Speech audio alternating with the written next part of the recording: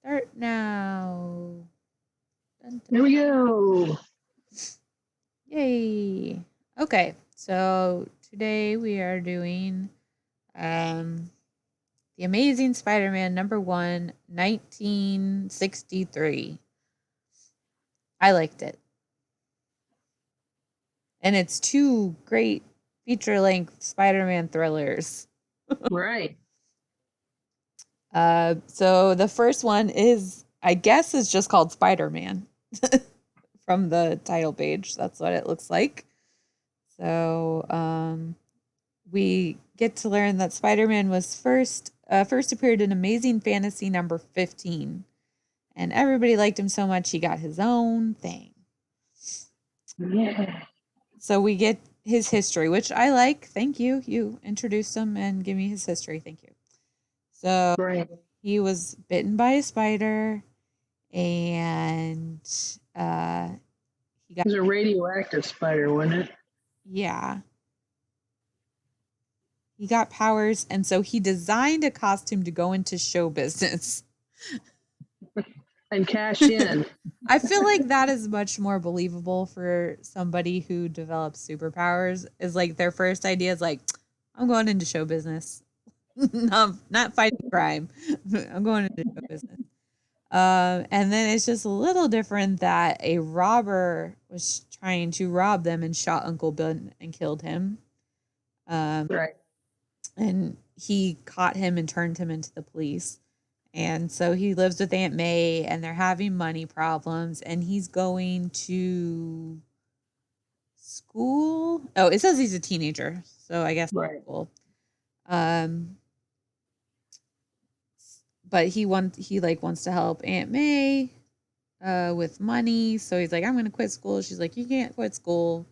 He's like, fine, I guess I'll go back to entertaining people for money as Spider-Man.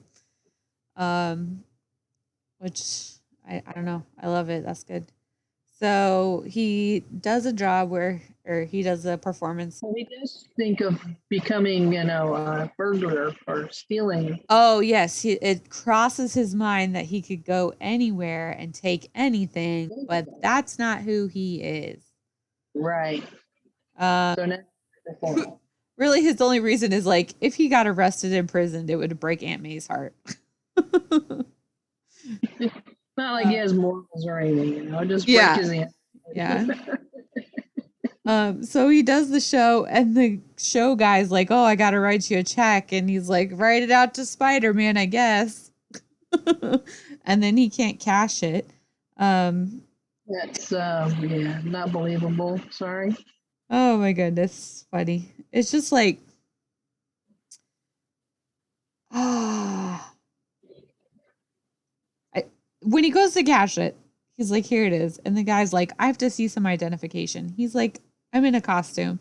He's like, "Don't be silly. Anyone can wear a costume." And I'm just like, the check is written out to Spider Man. That's not a person's name. That should be your problem. Like, if you're gonna take it face value that the check is for a person named Spider Man, then a costume should serve as identification.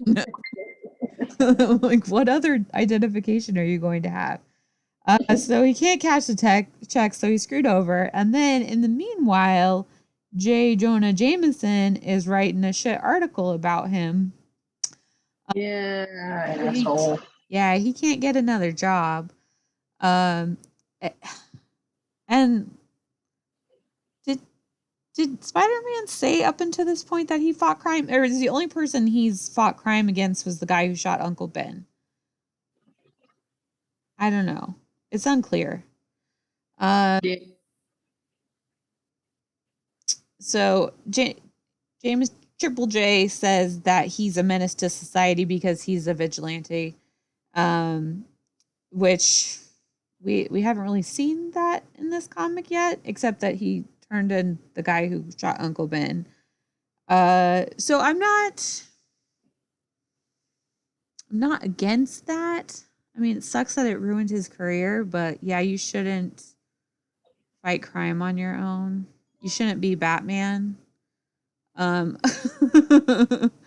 So I don't know. I'm okay with that, although it gets worse. So then I'm not okay with it. Uh, so he's, Yeah, like, what the hell is this? I mean, it's like it just seems like he's just jealous. yeah, Like Spider-Man's overshadowing my son, so I have to take him down. yeah. It was a weird move where he's like, uh, nobody should, worship Spider Man. They should worship my son, who's a test pilot. Like, why would you bring up your son? That's a weird move. Okay. Yeah, So Peter's like Peter's supposed to be a teenager and he looks like a 50-year-old man. I just want to say. Um we're back to like the older comics where they couldn't draw young people, I guess. well, young people actually dress like old men. Okay, but this guy looks like a very old man. He's got a receding hairline. He just looks old.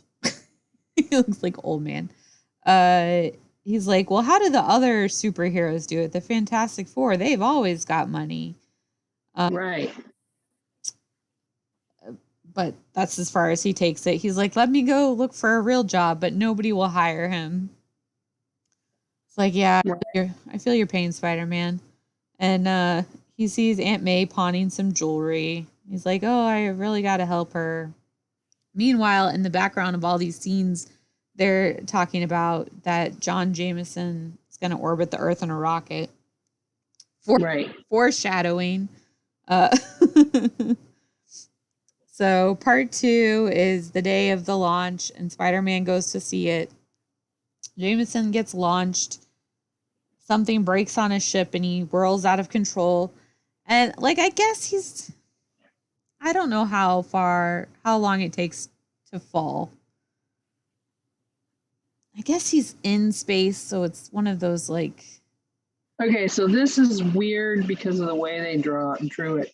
First of all, at that point in time, for them to shoot off rockets with people in them, they only did that from Cape Canaveral in Florida, which is a hell of a long way from New York City.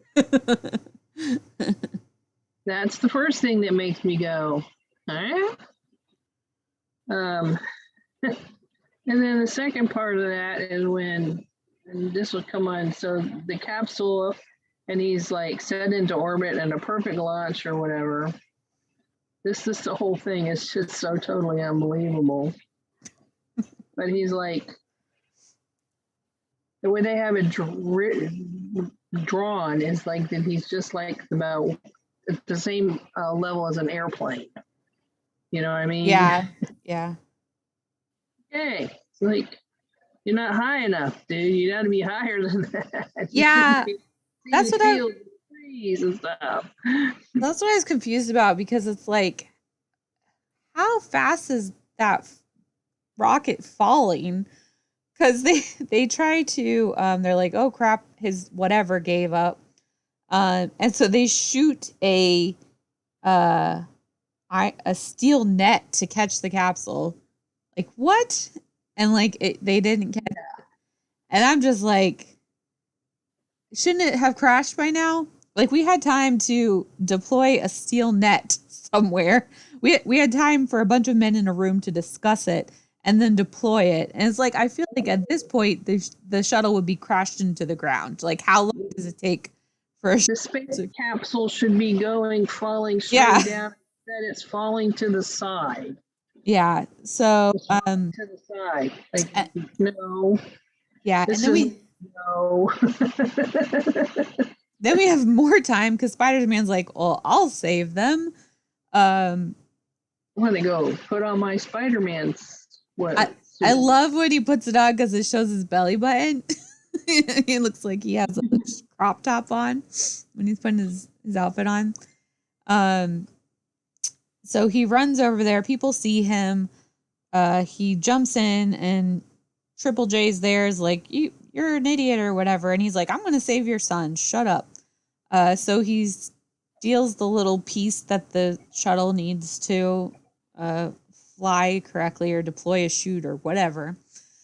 He runs onto the airplane field, and Webb's, They get an airplane to go catch the space capsule, yeah, which is going sideways yes. instead of down, because there's nothing really. They have a little arrows, but there's nothing to propel a space capsule. Right. That thing is just falling. There's no, Falling. Falling yeah, should be falling, not flying. yeah. This whole thing is like, no. Yeah, no. So he, Webb shoots himself to be attached to the capsule. He installs the thing from the outside, um, which is a chute to help Jameson land. He saves the kid's life, and of course, that completely backfires because Triple J says it was all a setup. Spider Man sabotaged it to make himself look like a hero. And it's like, oh, poor Spider Man. You just want to smack that guy in the face, you know? Let me tell you, this is just proof that you like going out of your way to help somebody. It always backfires. It always just blows up in your face. I know this through customer service too. You go out of your way to be nice to a customer, they turn on you like a rabid dog the second you're nice to them. So I feel for Spider-Man. I'm so sorry. Now he's wanted and is considered dangerous. Report him to the nearest FBI office. I guess FBI is handling superheroes. So, and Aunt May's like, oh, Spider-Man's terrible. I hope they lock him up. And poor Peter's like, damn it. What am I going to do? Right. I love his little wanted poster. Yeah. So a lonely boy sits and broods with the fate of society at stake. What will his decision be? What will Spider-Man do next? Only time will tell. The fate of society at stake. What the heck does that mean? Is society going to crumble without Spider-Man? Yep. He thinks a little highly of himself. I mean, I guess he's a teenage boy, so. Saying it's going to depend on him, not him. So we move now to the second part, which is we've kind of already read this one because this was the first What If one that we read. So this is the actual telling and not the what if telling that we had read before. What if they had him right? That's kind of cool. Yeah, what if they had accepted him? It was not cool, Katiana. Do you remember? It was like 50 pages. No, this one. Oh, this one was, yes. It's like that what if one was. The what if one was crap. Oh my God, it went on forever. Okay. We have to bring the Fantastic Four back into this. The most famous, most colorful group of super adventurers, the Fantastic Four. Marvel is trying to sell you on that the Fantastic Four is the most amazing thing ever, and they suck. They super suck. I like them. Okay, moving on. They're not selling me on the Fantastic Four. They're awful. So Spider-Man decides that, like, well, if he can join the Fantastic Four, then maybe he can make some money. First of all, Spider-Man, they're the Four. Why do you think they would let you join? Right, they're not going to become the Fantastic Five. That would just be shocking. So we get to see him once again. Okay, I'm just going to chalk this up to a young teenage boy who doesn't think things through properly, that he thinks breaking in to their lair, or whatever superheroes call their lairs, is a good idea. Young people are stupid. Yeah. So, of course, like, the older they get, the dumber they get. It's like you have these super famous superheroes that have top-line technology, and you're like, instead of like calling to be like, hey, can I come talk to you? You're like, let me break in. Because, you know, he's trying to get rid of the image of him being a criminal. Let me try to break into somebody's property without letting them know. Right. And let it be the Fantastic Four who are crime critters. Yeah. Right, into their headquarters. Like, yeah, that like makes a whole lot of sense. And then to just show you how open the Fantastic Four are about it, while they're watching Spider-Man try to break into their premises, they're like, why didn't he phone for an appointment like anyone else would do? Like they say it. Teenage cornballs show off just like the Torch. So, I'm sorry. Yeah. The Thing got it right there. But you know what? The Torch, as far as everything we've read on the Fantastic Four, the Torch is the only one who really has a shit together. Everybody else is a mess on that team. But Spider-Man here, I mean, I like Spider-Man, but in this case, it's like, well, dude, why did you break in? Like, why didn't you just make an appointment? Yeah. Like everybody else. So they trap him. That would have been an interesting story. Go ahead. They trap him in a glass cage that he then breaks out of. The Thing tries to hit him. He throws the Thing back because he's got superhuman spider strength. And Mr. Fantastic is caught up all in his webs, which I find hilarious because once again, Mr. Fantastic's superpower is so dumb. And then, of course, Invisible Woman, whose go-to move is to grab a visible object to throw at somebody. Like, you're invisible, are not invisible. So he's like, oh, there's a lasso coming at me. I guess I'll grab it because Invisible Woman's attached to the other end because I'm a person with a brain and realize that. She probably has the best power if she just ever used it for what it is. She's just a fucking idiot. This team. I blame the male writers for making her stupid. Yeah. The Flame. A real woman wouldn't be that dumb. Yeah, but he just keeps jumping around like a spider. And then finally, Mr. Fantastic blocks him. Giant body. And he's like, okay, you want to talk? And he's like, oh, that's what I've been waiting for. And it's like, you could just not fight and have discussed it, whatever. Right. You have to break out of the thing they put you in. You could have just asked from there. Yeah. That's great. And then the biggest bullshit lie ever comes out of the Fantastic Four's mouth. Spider-Man's like, I need money. And they're like, oh, we're a nonprofit. We don't pay salaries or bonuses. Everything goes to scientific research. They are in a building in New York. They own the whole effing building. They have a car. A flying car. They have like every top scientific thing ever to exist. And they're going to lie to Spider-Man and tell them that they don't have any money. Like, y'all just shut your damn mouths. You have money. You have lots of money. You got nice outfits that you keep destroying that I'm sure you have to buy all of the time. That's bullshit. They don't have any money coming in from their crime fighting because but they're rich. Yeah, they're rich. So anyways, they're jerks, but I hate the Fantastic Four anyway, so that doesn't matter. They have just enough money to pay our expenses. Oh, this is just such like rich people entitled talk. I just can't believe them. What jerks. Poor man. He's coming to ask for money and y'all are just jerks. Okay. He needs help for his aunt. Yeah. You know. So he goes, all right, well, screw you guys. I'll, work on something. Right. Susan Storm's like, oh, we could have helped him. And then everyone's like, yeah, forget it. Whatever. Right. And then we cut to our new villain, the Chameleon, which I have to say, I like this villain. He's just like a master of disguise. I thought that was pretty cool. And they he has this multi-pocket disguise vest. Yeah. I mean, it's pretty hilarious, but I don't know. He seems relatively sane for villains that we've come across so far.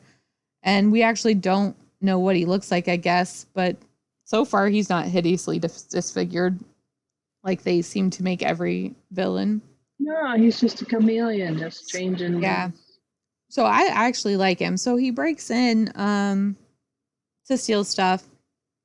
Then he sees that like Spider-Man might want to join the Fantastic Four, but he's being stopped by the police, so he sees him as a perfect fall guy.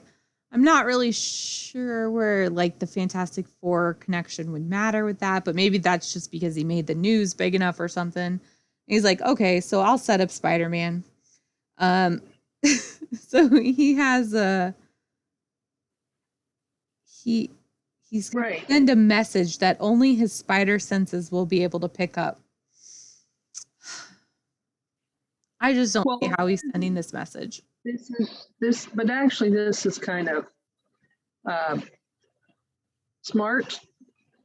So you don't understand how he can send this message, but I'm guessing that it's got to do with radio frequency because you can't hear all radio frequencies. Like dogs can hear frequencies we can't. Yeah. So I'm thinking it's something along that line. It's just a weird thing. I don't know. It's just really random. But he sends a message saying, calling Spider Man to meet at the roof of a building and it will be very profitable for you. Right. He's like, well, Spider Man hears, he's like, well, no matter who it is, I can't afford to pass it up. It's like, Spider Man, you need to spot a scam when it's coming at you. Like, this is a scam. If ever there were a scam, Spider Man. Some anonymous person is telling you to meet him on a rooftop at night somewhere. That's how you end up murdered, Spider-Man. Anyways, this guy's gonna break in to steal missile codes or something. Yeah, the other half of the missile plans. Okay, and once again, the commies are the bad guys. Well, yeah, it's 1963. Yeah, we're back to the commies. Those Iron Curtain and the Red Brigade. Yep. Yep. Which like I'm shocked that they made Spider-Man's costume red. Add him to the list. He's a commie. He's wearing red. But anyway, yeah. He breaks into it and he designed his own little web shooter that's not as strong as Spider-Man's webs to trap a guard, to make them think that Spider-Man's the one who stole it. And then he runs off to a helicopter leaving the roof just as Spider-Man is approaching. And he's like, that helicopter just left the roof where I'm supposed to meet somebody. Oh, well, whatever. Let me go ahead and go down. Yeah, Spider-Man, you're a bit slow. That's when the police come out and they're like, oh, there's Spider-Man, get him. And he's like, oh, now I get it. I was set up. Like then he figured out it was the helicopter. Yeah, he's like, oh, that helicopter, that makes total sense now. Let me go after it. So he's using his spidey senses. His spidey senses are a little dull. He needs some better spidey senses. So he slingshots himself across the city and then uses his webs as a parachute. Which, I mean, I'll take it. I'll believe it. If he can do that, why does he not do that more often? Like, I find that a lot more believable than like having to constantly like whatever he does swing through the city on webs. Like, why wouldn't he just use a parachute every now and then? So he to the helicopter just as it's meeting with a sub. Right. And jams their hatch with spiderweb so they can't get out. How will we get the plans, comrade? Oh no. So they sink back. He gets the helicopter. He rips the door off the helicopter and takes control of it, leads it back, shows the police that it wasn't him. And the chameleon gas bombs them and tries to run away, switches to a police uniform. Now, there are two police on this roof, two officers who are most likely partners, who most likely know each other, right? He's going to hide as a police officer, as a third police officer. And Spider-Man, with his spidey senses, realizes that this third guy is not a police officer. Why didn't the other two But we're going to move past that for now because then they shut off the lights. Spider-Man's like, I can still get this guy with my Spidey senses. He grabs him, and then the Chameleon says, oh no, this is the fake Spider-Man. Why do the other two officers buy it? They were the only two police there. Who do they think this third guy is? It wasn't like there was 500 policemen there. It was like two partners who responded to, a call. And now there's a third guy that we're just going to ignore, but whatever. So Spider-Man escapes them and does Spider-Man tricks. And they're like, oh, that really is Spider-Man. And so then they catch the third police officer because the shirt got ripped and they could see the fake costume underneath. Right. There's a lot of dumb people in this one. So he runs off and he's sad. Nothing ever turns out right. I don't know why he keeps trying. He's such a crybaby. Yeah. And then it shows the Fantastic Four at the end, like, oh, what if he ever turns bad? What happens when he gets older? And Johnny's like, oh, we won't have to worry about him. And Mr. Fantastic's, won't we, Johnny? I wonder. You guys turned him away. Like you. Yeah, really. Like you guys are the dicks. If you're worried about he's going to turn to a life of crime, maybe take him under your wing like he wanted instead of just blowing him off and not sharing all your wealth with him. Dicks. Jerk. And that's where we leave at the end. So we really got two comics of Spider-Man, and both of them did not end well for Spider-Man, and he's still poor. Poor guy. Yeah, hopefully they do something to get him some money in the next one, right? Yeah. So we want to read the next one?